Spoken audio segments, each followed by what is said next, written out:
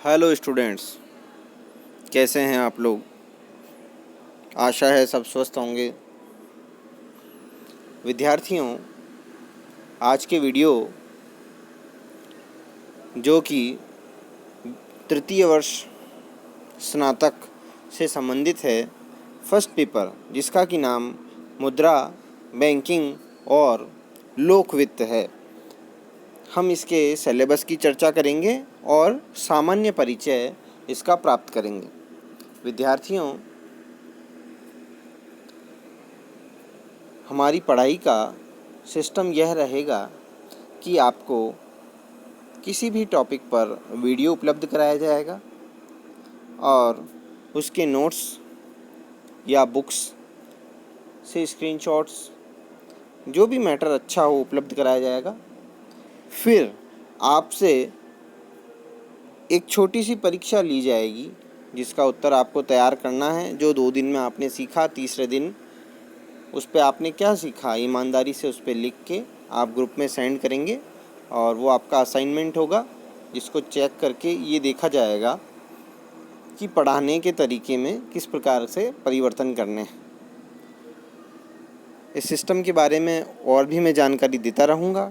चलिए हम money, banking and public finance के इंट्रोडक्शन की चर्चा करते हैं। जैसा कि आप देख रहे हैं, ये MDS यूनिवर्सिटी का सिलेबस है। BA पार्ट 3 पेज नंबर 49 पर अंकित है। प्रथम प्रश्न पत्र, मुद्रा, बैंकिंग एवं सार्वजनिक वित्त। इससे पहले स्कीम ऑफ एग्जामिनेशन है, जिसमें आपको बताया गया है देयर शैल बी 2 पेपर्स। यहाँ 2 पेपर होंगे और प्रत्येक का अधिकतम 100 अंक होंगे और न्यूनतम पास के अंक 36 हैं। दोनों पेपर में मिलके 72 आने पर ही कोई विद्यार्थी पास होगा। अगर एक व्यक्ति के एक पेपर में 0 अंक हैं और दूसरे में 72 हैं, तब भी वह पास होगा यदि उसने दोनों पेपर दिए हैं। तो कहने का तात्पर्य है कि दोनों पेपर की टोटल करके ही पास और फेल का फैसला किया जाएगा। अब हम पेपर फर्स्ट की बात करें तो इसमें जो पहली इकाई है उसमें मूलभूत अवधारणाएं, मुद्रा किसे कहते हैं, उसके क्या क्या कार्य हैं, मुद्रा कितने प्रकार की होती है, ग्रेशम का नियम क्या है, अर्थात मुद्रा के अर्थ, कार्य एवं वर्गीकरण का अध्ययन इस यूनिट में किया जाएगा। साथ ही प्रोफेसर ग्रेशम का जो नियम है मुद्रा के संबंध में, वह एक इम्पॉर्टेंट नियम है जिसका अध्ययन भी इसी यूनिट में किया जाएगा।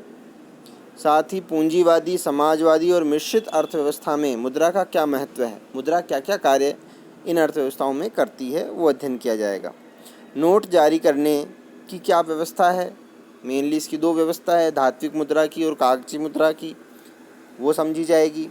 मुद्रा का मूल्य एवं मुद्रास्फीति, इसका क्या अर्थ होता है, सूचकांक का निर्माण करके उसका उपयोग और सीमाएं, मुद्रा का परिमाण सिद्धांत, नकद सोधों एवं नकद शेष दोनों दृष्टिकोणों से आपके कोर्स में है। कीन्स का दृष्टिकोण भी हम देखेंगे। मुद्रास्फीति, अविस्फीति एवं पुनः स्फीति, इनकी परिभाषा, प्रकार, कारण और अर्थव्यवस्था पर इसके क्या क्या प्रभाव पड़ते हैं, उन सब का अध्ययन करेंगे। साथ ही मांग प्रेरित स्फीति और लागत प्रेरित स्फीति, इनका चित्र सहित अध्ययन करेंगे। स्फीति को नियंत्रण के क्या उपाय हो सकते हैं, स्फीति और बेरोजगारी के मध्य ट्रेड ऑफ किस प्रकार से होता है और उसे फिलिप्स वक्र द्वारा कैसे दर्शाते हैं, यह सब अध्ययन करेंगे। जो कि पुस्तक का नाम है मुद्रा एवं बैंकिंग। तो सेकंड पॉइंट बैंकिंग पे आते हुए, व्यापारिक बैंकिंग क्या होती है, उसके क्या प्रकार हैं, व्यापारिक बैंकों के कार्य, साख निर्माण की प्रक्रिया, उद्देश्य एवं सीमाएं, बैंकों के आदेय एवं दायित्व, भारत की स्वतंत्रता प्राप्ति के बाद व्यापारिक बैंकिंग का विकास कैसे हुआ, कब बैंकों का राष्ट्रीयकरण हुआ, उसके पश्चात उसकी क्या कमियां रहीं, तो उसका आलोचनात्मक समीक्षा हो जाएगी।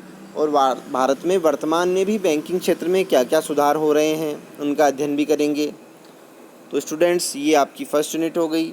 सेकंड यूनिट में मुद्रा पूर्ति के निर्धारक तत्व, उच्च शक्ति मुद्रा एवं मुद्रा गुणक,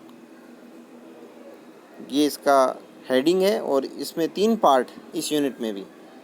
तो पहला पार्ट है केंद्रीय बैंकिंग। केंद्रीय बैंकिंग यानी रिजर्व बैंक ऑफ इंडिया के कार्य, उसाख नियंत्रण की कौन कौन सी विधियाँ, मात्रात्मक और गुणात्मक जो विधियाँ होती है उसमें कौन कौन सी विधियाँ आती हैं, मुख्यतः बैंक दर नीति, खुले बाजार की क्रियाएं, परिवर्तनशील कोषानुपात एवं चयनात्मक विधियाँ, इन सब का अध्ययन करेंगे।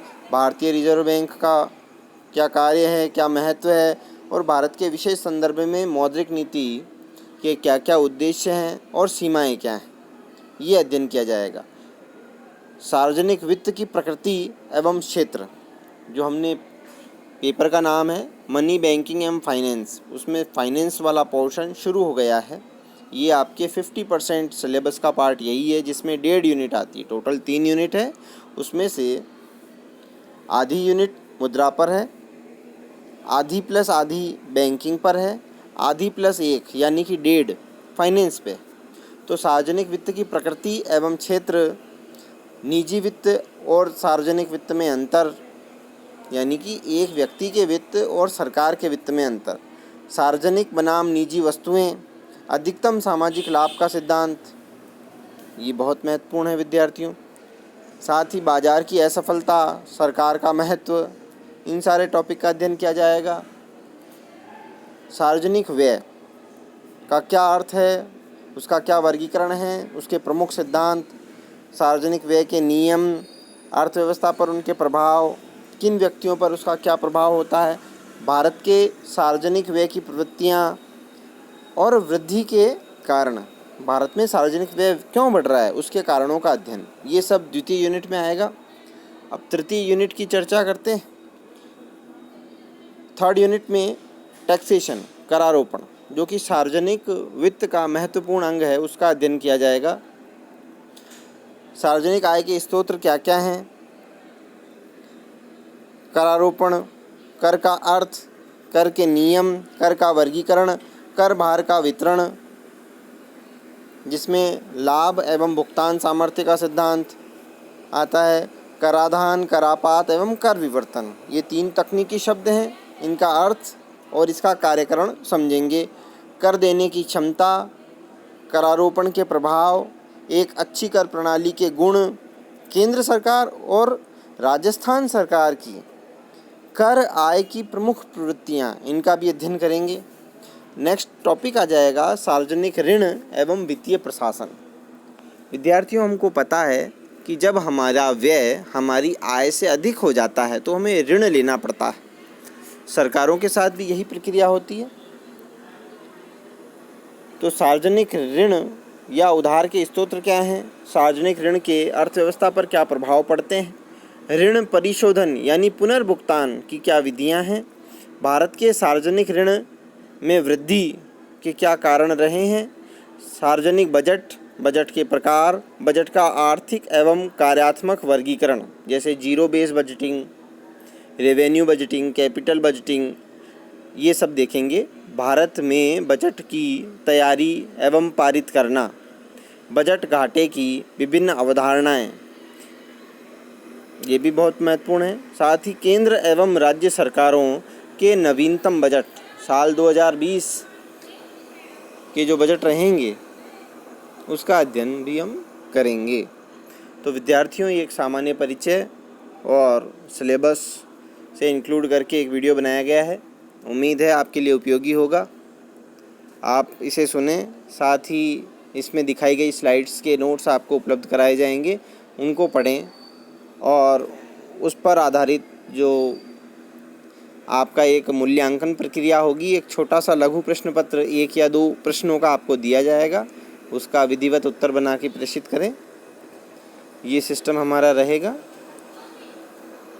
और वीडियो देखने के लिए धन्यवाद।